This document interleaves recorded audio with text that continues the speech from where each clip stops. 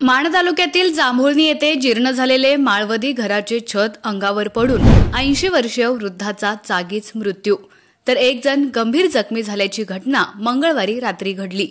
मरगू काळे वय 80 असं मृत्यू झालेल्या वृद्धाचं तर मारुती मरगू काळे वय 55 असे जखमीचे नाव आहे। पोलिसांनी दिलेल्या माहितीनुसार मंगळवार दिनांक 24 सप्टेंबर 2024 रोजी दिवसभर पावसाची संततधार सुरू होती। रात्रीही पाऊस सुरूच होता।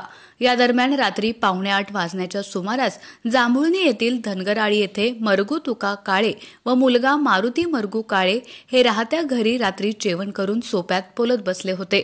त्यावेळी अचानक त्यांच्या अंगावर जुने जीर्ण झालेले माळवदी घराचे छत पडले।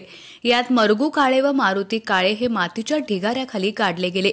अचानक झालेल्या आवाजाने आजूबाजूच्या लोकांनी घटनास्थळी धाव घेऊन त्या बापलेकांना बाहेर काढलं। यामध्ये मरगू काळे यांचा मातीत दबून मृत्यू झाला तर मारुती काळे यांना वाचवण्यात यश आलं। त्या दोघांनाही म्हसवड येथील प्राथमिक आरोग्य केंद्रात हलवण्यात आलं आहे। मात्र वैद्यकीय अधिकाऱ्यांनी मरगू काळे यांना मृत घोषित केलं। या घटनेनंतर मानखटावच्या उपविभागीय अधिकारी उज्ज्वला गाडेकर, तहसीलदार विकास अहिर, सहाय्यक पोलीस निरीक्षक सखाराम बिराजदार यांनी घटनास्थळी भेट देऊन पाहणी केली। आवाज न्यूजसाठी एकनाथ वाघमोडे, दैवडी।